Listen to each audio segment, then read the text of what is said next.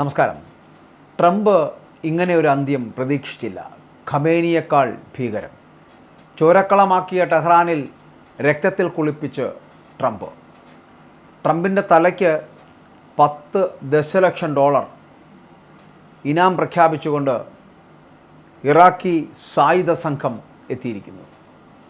America, Iran സഖ്യകക്ഷി സായുധ ഗ്രൂപ്പുകൾ എന്നിവയുമായുള്ള ശത്രുത വർദ്ധിച്ചതിനെ തുടർന്ന് മേഖലയിൽ സംഘർഷം വർദ്ധിച്ച സാഹചര്യത്തിലാണ് ഈ പ്രഖ്യാപനം ഉണ്ടായിരിക്കുന്നത്. ഖമേനിയേക്കാൾ മോശമായിട്ടുള്ള അന്ത്യമായിരിക്കും ട്രംപിന് എന്ന് ഇറാൻ വിധിച്ചിരിക്കുന്നു. ട്രംപ് ഇങ്ങനെ ഒരു അന്ത്യം ഒരിക്കലും പ്രതീക്ഷിച്ചതേ അല്ല കേട്ടോ. അമേരിക്ക ചോരക്കളമാക്കിയ ടെഹ്റാനിൽ ട്രംപിനെ രക്തത്തിൽ കുളിപ്പിക്കും ഇറാനികൾ. അതാണ് അവരുടെ വാക്ക്.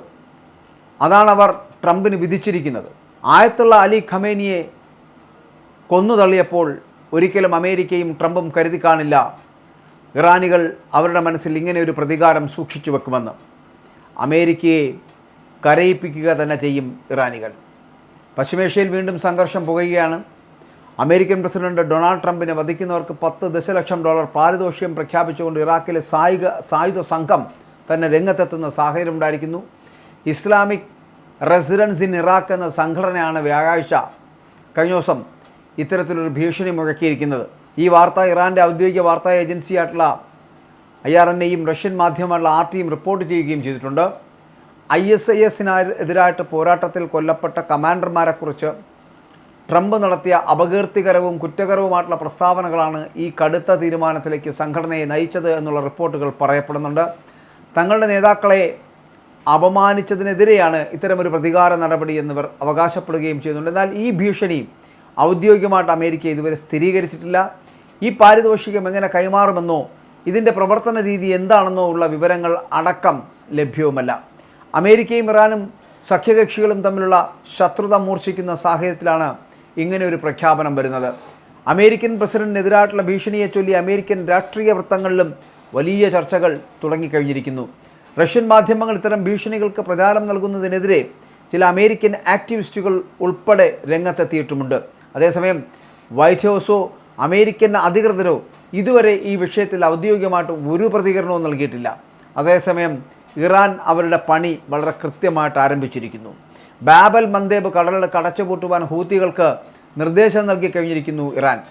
ലോകം മറ്റൊരു ആഗോള സാമ്പത്തിക പ്രതിസന്ധിയുടെ വക്കിലാണ് എന്നുള്ളതിനാൽ തന്നെ ഇറാനിയൻ ഊർജ്ജ കേന്ദ്രങ്ങൾക്ക് നേരെ അമേരിക്ക നടത്താൻ പോകുന്ന അല്ലെങ്കിൽ നടത്തിയിരിക്കുന്ന ആക്രമണങ്ങൾ ഇനിയും നടത്തുകയാണെന്നുണ്ടെങ്കിൽ ചെങ്കടലിലെ തന്ത്രപ്രധാനമായിട്ടുള്ള ബാബൽ മന്ദേബ് കടലിൽ അടച്ചുപൂട്ടുവാൻ ഹൂത്തികളോട് ഇറാൻ തന്നെ നിർദ്ദേശിച്ചിരിക്കുകയാണ്. അത്തരത്തിലുള്ള വ്യാപാര മേഖലകൾ അടക്കം അടച്ചുപൂട്ടും. ആഗോള എണ്ണ വ്യാപാരത്തിൻ്റെ സുപ്രധാന സ്ഥിരാകേന്ദ്രമായിട്ടുള്ള ഈ ജലപാത തടസ്സപ്പെട്ടാൽ അത് അന്താരാഷ്ട്ര വിപണിയിൽ വലിയ പ്രത്യാഘാതങ്ങൾ സൃഷ്ടിക്കുമെന്നുള്ള കാര്യത്തിൽ ഒരു സംശയവും വേണ്ട.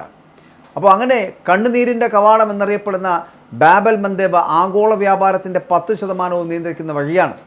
സുയസ് കനാലിലൂടെ ഏഷ്യയെയും യൂറോപ്പിനെയും ബന്ധിപ്പിക്കുന്ന ഏക സമുദ്രപാതയാണിത്. 2023 മാത്രം പ്രതിദിനം 8.8 ദശലക്ഷം ബാരൽ എണ്ണയാണ് ഇതുവഴി കടന്നുപോയത്. ഇവിടെ മിസൈലുകളും ഡ്രോണുകളും വിന്യസിച്ച് ഹൂത്തികൾ തങ്ങളുടെ സാന്നിധ്യം ശക്തമായി കഴിഞ്ഞു. അവരുടെ അല്ലെങ്കിൽ അമേരിക്കയുടെ മുന്നറിയിപ്പുകളെ പോലും വകവയ്ക്കാതെ തന്ത്രപരമായിട്ടുള്ള ഏത് ആക്രമണത്തിനും തങ്ങൾ തയ്യാറാണ് എന്ന് അവർ വെല്ലുവിളിക്കുക കൂടി ചെയ്യുകയാണ്. ഹോർമൂസ് കടലിടുക്കിനൊപ്പം ബാബൽ മന്ദേബും കൂടി അടയുകയാണ് എങ്കിൽ അത് ലോകത്തെ ആകെ എണ്ണ വ്യാപാരത്തിൻ്റെ 30% ബാധിക്കുമെന്നുള്ള കാര്യത്തിൽ ഒരു സംശയവും വേണ്ട. 2024 ചെങ്കടലിലെ സുരക്ഷയ്ക്കായിട്ട് അമേരിക്ക $1 ബില്യൺ ചിലവഴിച്ചിട്ടും ഹൂത്തികളുടെ ആക്രമണം തടയാനായില്ല. കപ്പലുകൾ ആഫ്രിക്കയ്ക്ക് ചുറ്റും വഴിതിരിച്ചു വിടേണ്ടി വന്നതോടെ ഷിപ്പിംഗ് ചെലവ് 400% വരെയാണ് കുതിച്ചുയർന്നത്. അപ്പോൾ ഈ ജലപാതകൾ അത് പൂർണ്ണമായിട്ടും സൈനികവൽക്കരിക്കപ്പെട്ടാൽ എണ്ണ വില കുതിച്ചുയരുകയും അത് ആഗോള സമ്പന്നത്തിനും വഴിയൊരുക്കുകയും ചെയ്യും. അപ്പോൾ ഈ പദ്ധതി പുതിയതല്ല എങ്കിലും ഇത്തവണ ഇറാൻ വളരെ ഗൗരവമായിട്ടാണ് കാര്യങ്ങളെ കാണുന്നത്.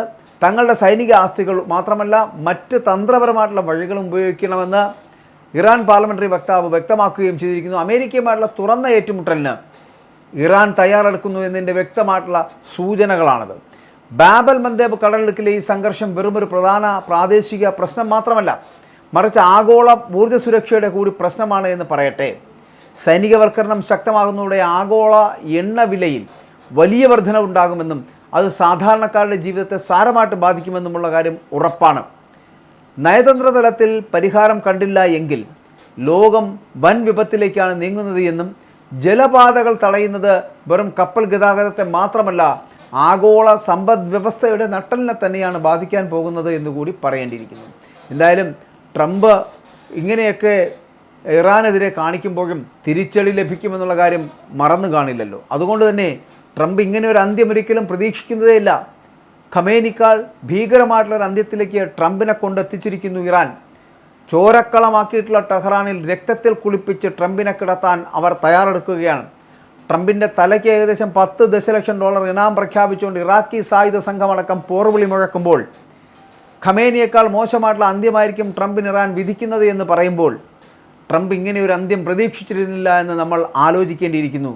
അമേരിക്ക, ഇറാൻ സഖ്യകക്ഷി സായുധ ഗ്രൂപ്പുകൾ എന്നിവയുമായിട്ടുള്ള ശത്രുത അത് വർദ്ധിച്ചതിനെ തുടർന്ന് മേഖലയിലെ ഈ സംഘർഷം വർദ്ധിക്കുന്ന സാഹചര്യമുണ്ടായി. ഈ സംഘർഷത്തെ തുടർന്ന് വലിയ പ്രഖ്യാപനങ്ങളിലേക്ക് പോകുന്നു. അതിനുശേഷം അമേരിക്ക ചോരക്കളമാക്കിയ ടെഹ്റാനിൽ ട്രംപിനെ രക്തത്തിൽ കുളിപ്പിക്കുന്ന ഇറാനികളെ കാണേണ്ടി വരുന്നൊരു സാഹചര്യമുണ്ട് എന്ന് പറയപ്പെടുന്നു. അമേരിക്കയെ കരയിക്കുന്ന തരത്തിലേക്ക് ഇറാനികൾ എത്തിച്ചേരുമെന്ന് അവർ തന്നെ പ്രതിജ്ഞ എടുത്തിരിക്കുന്നു.